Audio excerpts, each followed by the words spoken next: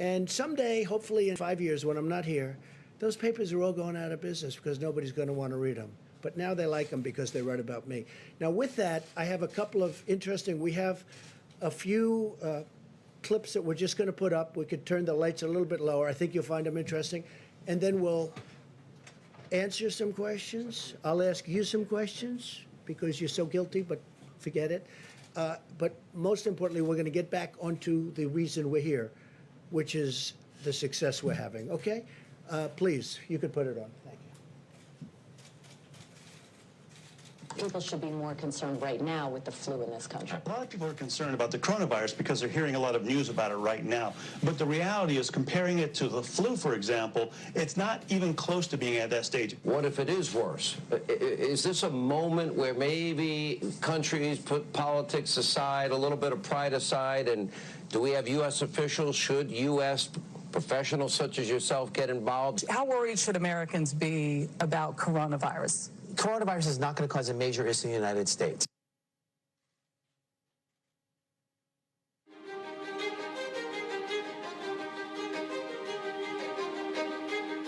Well, we've asked them to accelerate whatever they're doing in terms of a vaccine. We will be suspending all travel from Europe to the United States for the next 30 days. To unleash the full power of the federal government in this effort today, I am officially declaring a national emergency. Medicare patients can now visit any doctor by phone or video conference at no additional cost. The first 1 million masks will be available immediately. As there were more cases, and it was clear that it was spreading out of China, where it originated, the president took this move that he was widely criticized for by Democrats and even some Republicans at the time, which was he halted a number of flights from China into the U.S. The idea was to halt the spread of the disease, keep transmissions to a minimum. He was accused of xenophobia. He was accused of making a racist move. At the end of the day, it was probably effective because it did actually take a pretty aggressive measure against the spread of the virus.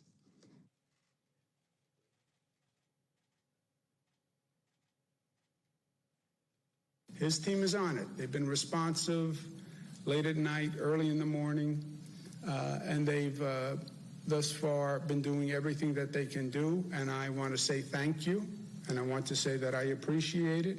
He returns calls. He reaches out. He's been proactive.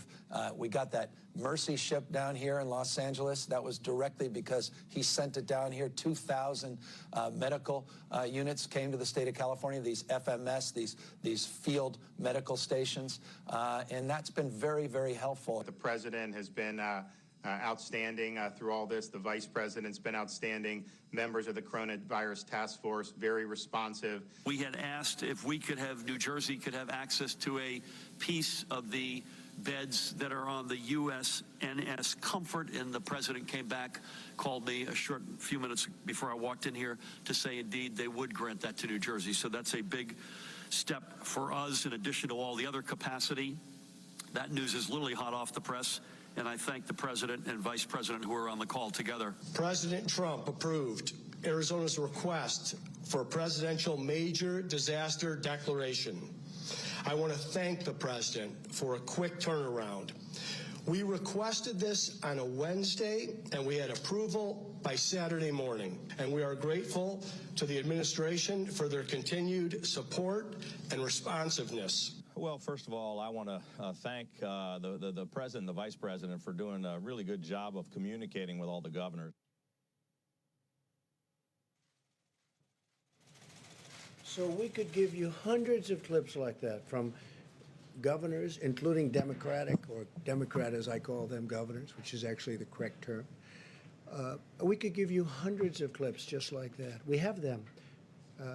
We didn't want this to go on too long, but I just want to say it's, you know, it's very sad when people write false stories like, in that case, I guess it was gotten mostly from the New York Times, which is a highly, I mean, if you had libel laws, they would have been out of business even before they'll end up going out of business. So it's too bad. But we could have given, you saw the statements. We have hundreds of statements, including from Democrats and Democrat governors. And if you look, they were all saying, we need ventilators, we need, you don't hear ventilators anymore. They have all the ventilators they need, which we were right about. We said, you're asking for too many, you don't need that. And in all fairness, these two people right here, Dr. Birx, Dr. Fauci, they said, I don't think they need that many ventilators. I said, I agree. At one point, and I'm not knocking New York for this, but they were asking, you remember, 40,000 ventilators. And that's more than they have all over the country. And we got them a lot of ventilators, and nobody's complained. We got them, as you know, beautiful. We built hospital rooms all over the country. The governor of Louisiana, John Bel Edwards, was very nice. He said, you know what, you don't have to build a second hospital, because good news is happening. They're not able to fill the beds. They needed 2 hospitals. We built one. It was perfect. We're just starting the other. I called him up. I said, you think we should build the second one? I don't think you're going to need it. He said, let me get back. He got back. We didn't need it. With Governor Cuomo, in all good spirit and faith, he wanted to have the Jacob Javits Center done. And we built 2,900 incredible beds, incredible. Then we made it COVID, or to be exactly accurate, COVID-19, and which was a lot of work. We had to change the ductwork. We had to seal up certain areas. We had to put areas of rooftop things over the beds. We did a lot of work, and we had it, but they never really had too much use for it. And they called also, Mayor de Blasio, rightfully, he called, he said, would it be possible to get more medical help? So now not only are we building facilities, they're asking us for help because they're unable to man it. And we got him the help. We got Mayor de Blasio a lot of help. Then when the Javits Center wasn't used much, and then, as you know, the Mercy, we took the Mercy and we took the Comfort, and we made them both Los Angeles and New York. We made them COVID adaptable, which was not easy to do. And we didn't get almost any people sent there. They didn't need them at the beginning because they didn't need it for anything but this, because there were fewer accidents, fewer motorcycles, fewer everything. And what we did was like an incredible job, but they didn't need them. It turned out they were there. We were ready. You know the expression, they have an expression, ready, willing, and able. We were ready, willing, and able. What the Army Corps of Engineers did was a miracle. What FEMA did was a miracle. What the doctors did. So I got a call 2 days ago from the mayor of New York. He said, could you help us even more with medical personnel? And we sent, I think it was 448 doctors, nurses, and respiratory experts, real experts. And I got a call from the mayor, and he said, I want to tell you, incredible, these people are incredible. He said they lifted the spirits of the hospital workers from New York City like nothing I've ever seen. He was unbelievable what he said, was really appreciated. And I let them know that. I let the military people. He said they went in there so brave, so incredible. They lifted the spirits of everybody. We did all of this work. But when you read the phony stories, nobody acknowledges this. And it doesn't have to be acknowledged from my standpoint, but it does have to be acknowledged from the great work that these doctors, nurses, the Army Corps of Engineers, FEMA, all these people, they've done this incredible job. And they shouldn't be abused, because you take a look at what's happened. Nobody's asking for ventilators, except outside of our country. Outside of our country, they're calling me, every country, they're calling me, so many countries, and I'm going to try and help them because we have thousands of ventilators being built. But nobody's asking for ventilators. Nobody's asking for beds because we built hospitals. I think we built 20,000 beds in a period of a couple of weeks. The job they've done is incredible.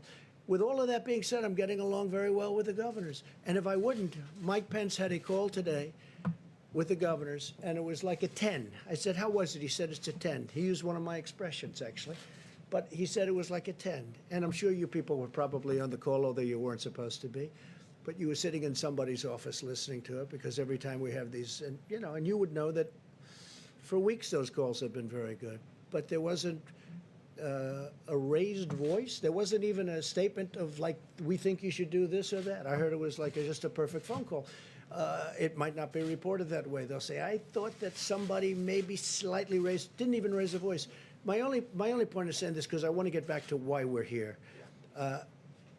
the press has not treated these incredible people who've done such a great job. They haven't treated them fairly. They're way off. We were way ahead of schedule. And remember this, because the Times story was a fake, but remember this, everything we did, I was criticized because I was too early. If I waited longer, it would have been, you would have been criticized. If I went way earlier, if I went 3 months earlier, I would have been criticized for being way too early. So with all of that being said, we understand it. I think I've educated a lot of people as to the press. And I would love to be able to say that we have a very honest press. Honestly, John, there'd be nothing I would be more proud of if the press would work. And I don't mind being criticized, but not when they're wrong. Not when people have done a great job. Yes? Can I ask you about the video? Because I've never seen a video like that played in this room. It looks a bit like a campaign ad. Who produced that video for you? That was done by a group in the office, and it was done we just put some clips together. I could give you, I'll bet you I have over 100 more clips, even better than them. They were just pieced together over the last 2 hours. That was just, we have far better than that. That's nothing compared to some of them. This was produced here in the White House. Yeah, this was done by Dan and a group of people, and they just put it together in a period of probably less than 2 hours. Why did you feel need to do that? Because we're getting fake news, and I like to have it corrected. They're saying what a great job we're doing, and the media, these are the governors of California, governor of New Jersey, governor of New York. Look, in New York, we worked very close with Andrew. In New York, ventilators were going to be a problem. They didn't have a problem. We got them tremendous numbers of thousands, but we got them tremendous number of ventilators. You don't hear ventilators are a problem. Beds were going to be a problem. I mean, I'm happy about it. The Javits Center, which is incredible, is almost empty because they don't need them. That's good news, not bad news. I'm not saying, gee, I wish more people were there. I don't want more people there. We brought in the boat. We brought in the Comfort. And the Comfort was originally not supposed to be for this at all. The coronavirus, not supposed to be for that at all. They called, they said, could we have it? That was a number of weeks ago. We said, we don't think you need it, but if you need it, we'll do it.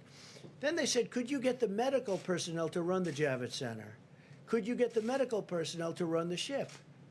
We said, if it's necessary, we will, and we did. There were military personnel. That's the ones that Mayor de Blasio was so great to in terms of his statements. I mean, I really appreciated his statements. He was so impressed with them, and I am too. The level of genius and bravery, they're great people, the military people. And we pieced that together. I would say it took less than 2 hours. It was done in-house, Steve. But just to be clear, this was produced by government employees, by people here at the White House, this campaign-style video. I wouldn't use the word produced. All they did was took some clips, and they just ran them for you. And the reason they did is to keep you honest. Now, I don't think that's going to work. It's not going to have any impact. But just think of it. You heard the clips. You heard what I said. They said, I acted late on closing down the country. Some people wish we never closed it down. Now, if we didn't, we would have lost hundreds of thousands of people. You know, interestingly, so I'm against it. We did the right thing. Everything we did was right. If we would have closed down... Any mistakes along the way here? You think everything you did was right? Well, look, governors should have had ventilators. They chose not to have them. We were able to get them ventilators. You haven't heard, other than, you know, there was a lot of panic, a lot of screaming. We want ventilators. They got the ventilators. You don't have that anymore. And the surge is supposed to be coming now. And if they do need ventilators, John, we've got almost 10,000 that are ready to rock. We have people standing with those ventilators right now. If you needed 2,000 in New York, which you don't, but if you did, we can have them here in less than 24 hours. We're ready to rock. This was a great military and beyond that operation. Let's get back to the regular. Well, shouldn't we get back to the regular? We could talk about this, but all I'm doing is this. I could have given you, like, those are 4 or 5 clips that we just played for you. I could have given you hundreds of people. I mean, Gavin was on television 2 days ago with one of your competitors singing praise. He says, look, you know, the question was asked in a negative way. He said, look, I know what you want to say, but want me to say, but he's been really good. It's hard for me to say that. In fact, it's impossible for me to say it. Gavin Newsom, the governor of California. I have many clips from I have some clips from Anthony that I didn't want to put up, which were really good. I think Anthony would be the first one to say, when I closed the country to China, when I closed the China ban, whatever you want to call it, Anthony said I saved a lot of lives by doing that. I mean, am I correct? I don't want to put words in Anthony's mouth, by the way, and I like him. Today I walk in, I hear I'm going to fire him. I'm not firing him. I think he's a wonderful guy. You tweet something that said fire Fauci. Why did you? Fire Fauci. I retweeted somebody. I don't know. They said fire. Doesn't matter. Did you notice that when you retweeted it? Yeah, I notice everything. So you retweeted it even though it said time to fire No, Fauci. no, that's somebody's opinion. All that is an opinion. Read it and you elevated No, it. I was called about that. I said, I'm not firing. In fact, if you ask your friends in the office, in the public relations office, I was immediately called upon that. And I said, no, I like him. I think he's terrific because this was a person's view.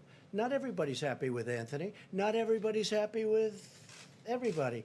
But I will tell you, we have done a job the likes of which nobody's ever done. The mobilization, getting of equipment, all of the things we've done. Nobody's ever done a job like this.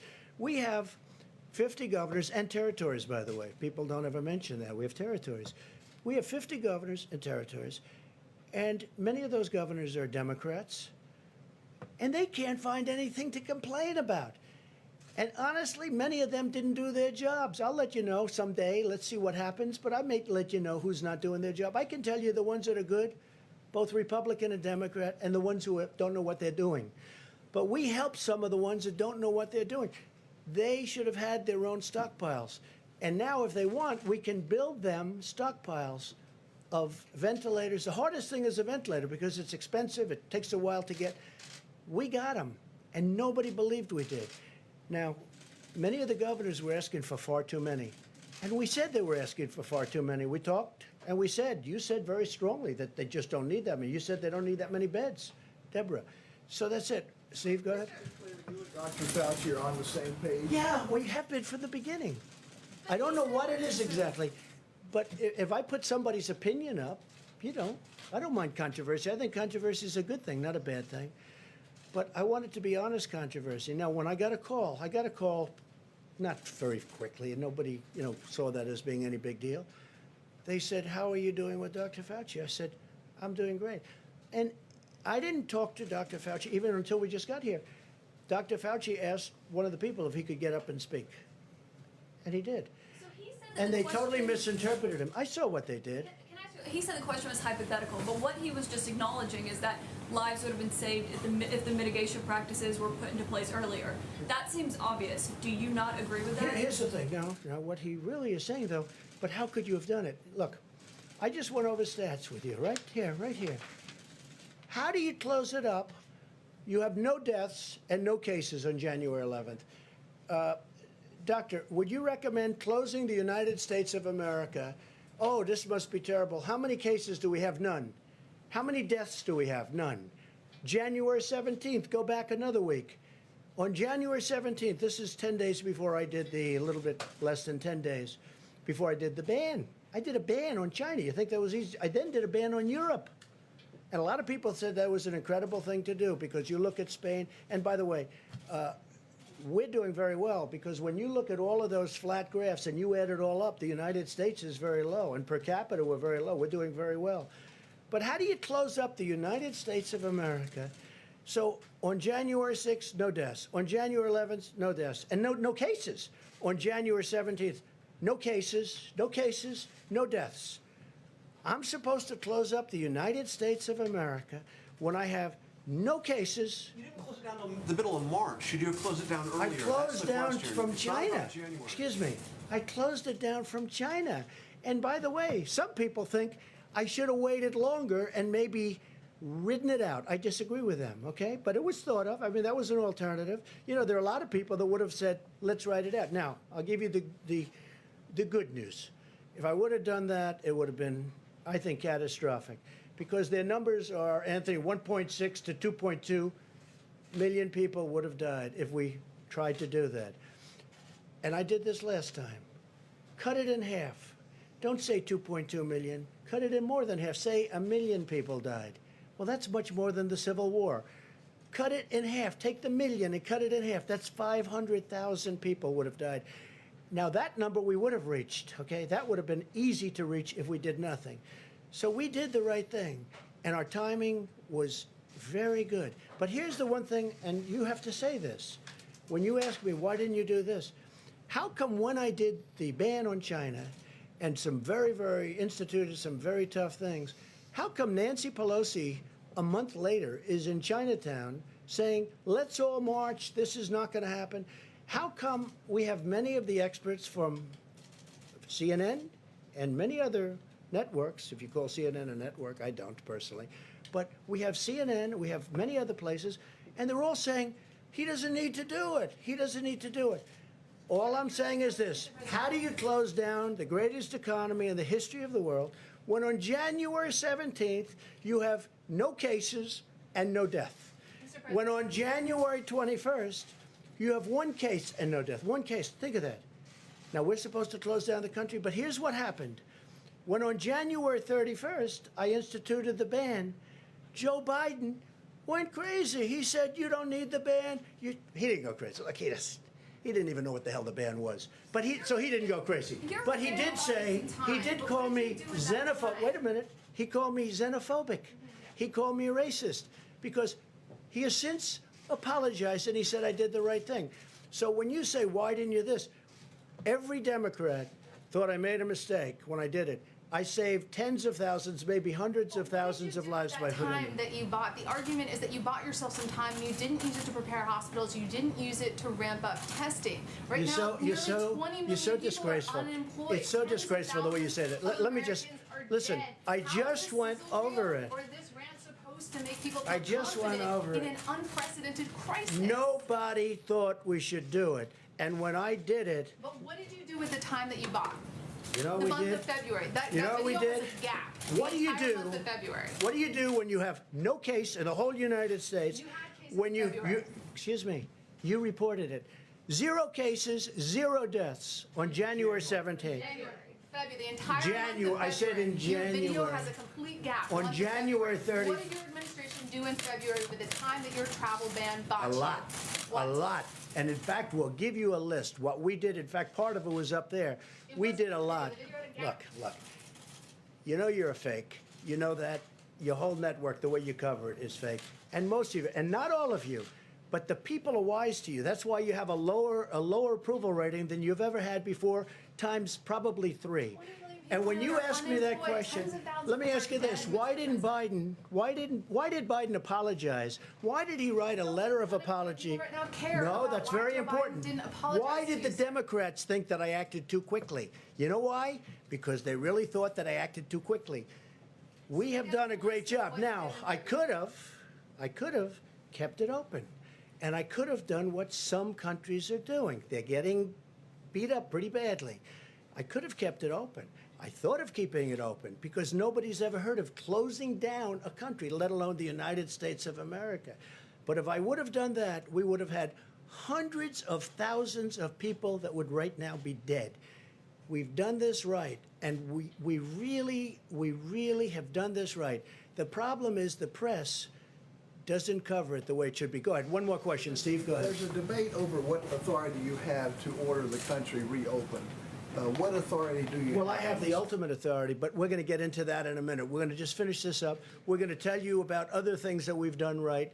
But I will say this. Had we said, let's just keep going and let's not do a closing, whether it's 2.2 that they at one point predicted as an outside or 1.6 at a lower number, you cut it all the way down to 6 or 7 or 800,000, take just a fraction of the number that could have happened, it literally would have been more than the Civil War. It would have been a disaster. So the minimum number was 100,000, and I feel pretty good that we're going to be substantially below, Anthony, the 100,000, and I hope we will. All right, so today, the Department of Health and Human Services is announcing 5 new contracts to procure large numbers of additional ventilators under the Defense Production Act, which we used a lot, by the way, which you didn't like to talk about, in addition to the 1,300 we received today. We received today 1,300 additional ventilators. Now, we're probably not going to need them, but we can add that to our stockpile, which is very big, and we can move it around should the surge take place and should it be a very substantial surge. We're ready to rock. The contracts are with General Electric, Hillrom, Medtronic, ResMed, and Vyaire, combined with the DPA contracts that we announced last week with General Motors and Philips, and 2 other contracts with Hamilton and Zoll, we're adding 6,190 ventilators to the strategic national stockpile, of which we have a lot already, thousands, close to 10,000. But this will be added by May 8th, another 29,000 by the end of May, and more than 120,000 total we will have by the end of the year. Now, we're going to help other countries. We're going to help states if they need it. We may help some states stockpile. You know, they're supposed to buy their own stockpile. They have state stockpiles. They're supposed to be using that. And unfortunately, most of the states weren't there. And a lot of people didn't want to talk about it, but they weren't there. We will talk about it at the right time if you want to. I at this point, I'm more focused on getting past this nightmare of epidemic or a pandemic, anything you want to call it. We got to get past it.